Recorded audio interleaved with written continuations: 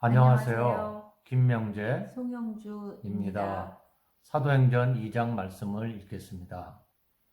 오순절 날이 이미 이르매 그들이 다 같이 한 곳에 모였더니 호련히 하늘로부터 급하고 강한 바람 같은 소리가 있어 그들이 앉은 온 집에 가득하며 마치 불의 혀처럼 갈라지는 것들이 그들에게 보여 각 사람 위에 하나씩 임하여 있더니 그들이 다 성령의 충만함을 받고 성령이 말하게 하심을 따라 다른 언어들로 말하기를 시작하니라. 그때 경건한 유대인들이 천하 각국으로부터 와서 예루살렘에 머물러 있더니 이 소리가 나매 큰 무리가 모여 각각 자기의 방언으로 제자들이 말하는 것을 듣고 소동하여 다 놀라 신기하게 여겨 이르되 보라 이 말하는 사람들이 다 갈릴리 사람이 아니냐.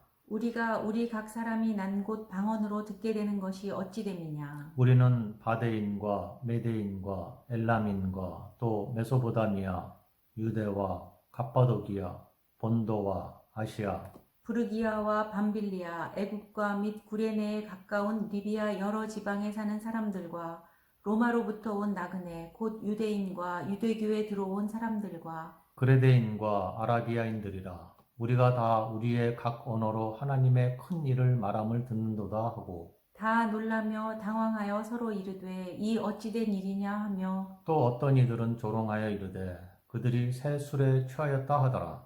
베드로가 11 사도와 함께 서서 소리를 높여 이르되 유대인들과 예루살렘에 사는 모든 사람들아 이 일을 너희로 알게 할 것이니 내 말에 귀를 기울이라. 때가 제3신이 너희 생각과 같이 이 사람들이 취한 것이 아니라 이는 곧 선지자 요엘을 통하여 말씀하신 것이니 일러스되 하나님이 말씀하시기를 말세에 내가 내 영을 모든 육체에 부어주리니 너희의 자녀들은 예언할 것이요 너희의 젊은이들은 환상을 보고 너희의 늙은이들은 꿈을 꾸리라. 그때에 내가 내 영을 내 남종과 여종들에게 부어주리니 그들이 예언할 것이요 또 내가 위로 하늘에서는 기사를 아래로 땅에서는 징조를 베풀리니 곧 피와 불과 연기로다.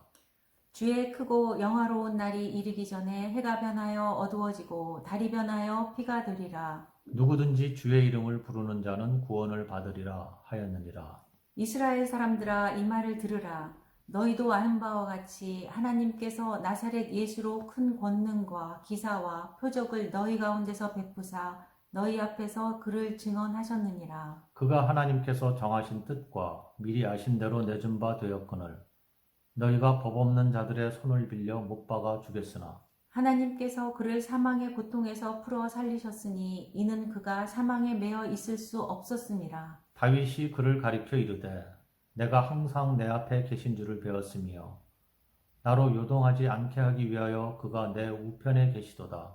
그러므로 내 마음이 기뻐하였고 내 혀도 즐거워하였으며 육체도 희망에 거하리니 이는 내 영혼을 음부에 버리지 아니하시며 주의 거룩한 자로 썩음을 당하지 않게 하실 것이미로다.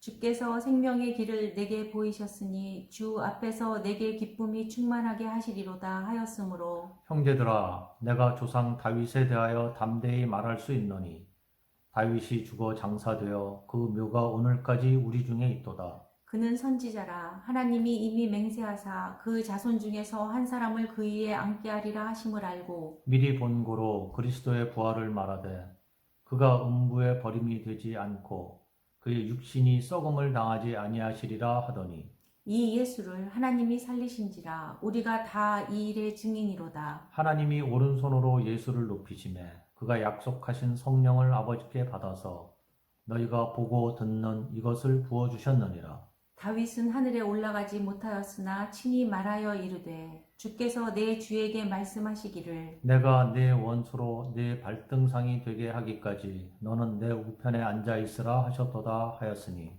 그런즉 이스라엘 온 집은 확실히 알지니 너희가 십자가에 못 박은 이 예수를 하나님이 주와 그리스도가 되게 하셨느니라 하니라. 그들이 이 말을 듣고 마음에 찔려 베드로와 다른 사도들에게 물어 이르되 형제들아 우리가 어찌할꼬 하거늘 베드로가 이르되 너희가 회개하여 각각 예수 그리스도의 이름으로 세례를 받고 죄 사함을 받으라.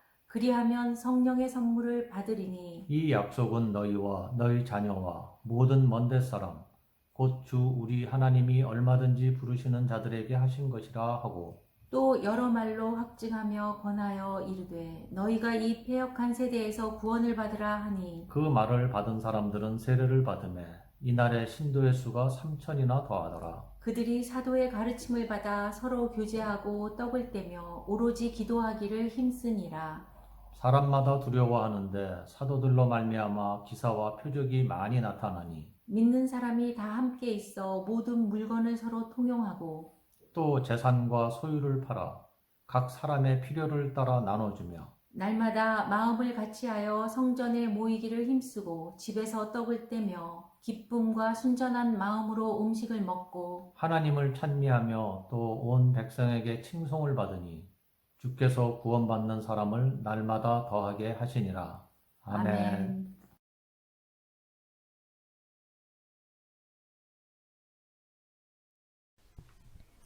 감사합니다. 여러분은 지금 사도행전 2장을 읽으셨습니다. 사도행전 2장은 너무나도 유명한 오순절 성령 강림 사건에 대한 기록입니다. 상반부는 오순절에 어떻게 성령께서 강림하셨는지에 대한 이야기가 나오지요. 그리고 후반부에는 베드로가 그것에 대해서 변증하는 유명한 베드로의 설교에 대한 내용이 나옵니다. 오순절에 예루살렘에 모인 각양 유대인들이 방언 말하는 것을 보고 의아해하고 있을 때에 베드로가 그 현상에 대해서 설명을 했습니다. 오늘날 이것을 우리가 흔히 베드로의 오순절 설교 혹은 베드로의 첫 설교라고 부르고 있습니다. 그리고 2장 마지막에 가시면은 그러한 설교의 결과가 나오지요. 즉 오순절 성령 강림의 결과가 무엇인지도 말하고 있는 것입니다. 읽는 사람에 따라서 이것이 베드로의 설교 덕분인지 아니면은 성령께서 강림하셨기 때문인지 의견이 분분합니다. 그러나 누가는 분명히 그날로부터 무언가 새로운 움직임이 생겨났음을 말하고 있습니다. 46절에 보시면은 날마다 마음을 같이하여 성전에 모이기를 힘쓰고 집에서 떡을 떼며 기쁨과 순전한 마음으로 음식을 먹었다고 했습니다. 그리고 그러한 자들을 가리켜서 구원받는 사람들 또는 온 백성에게 칭송을 받는 자들이라고 했습니다. 바로 교회의 탄생이지요. 읽은 것을 생각하시면서 오순절과 교회에 대해서 묵상해 보시기를 바랍니다. 먼저 오순절 성령 강림은 어디에서 일어났을까요? 마가의 다락방이겠습니까? 아니면은 예루살렘 혹은 예루살렘 성전이었겠습니까? 이 질문은 오순절 성령 강림 사건이 120명에게만 일어난 일인가? 아니면 온 예루살렘이라는 열린 공간에 누구에게나 일어난 일인가? 이런 질문입니다. 둘째, 베드로의 설교에 따르면 오순절 성령 강림은 요엘 선지자의 예언이 성취된 것이다 라고 했습니다. 그리고 그것은 말세에 일어날 일에 관한 것이다 라고 했습니다. 여러분, 그렇다면 도대체 성경이 말하는 말세란 언제를 말하는 것일까요? 베드로가 지금 말하고 있는 그날, 오순절, 곧 교회가 시작된 바로 그날을 가리키는 것일까요? 아니면은 앞으로 올 마지막 때를 가리키고 있는 것일까요? 꼭 정답을 찾아내실 필요는 없습니다. 그러나 이 문제에 대해서 꼼꼼하게 살펴보시고 어떻게 성경을 읽어내야 하는지 이것에 대해서도 생각해 주시기를 바랍니다. 오늘도 사도행전 2장과 함께 복된 하루 되시기를 축원합니다.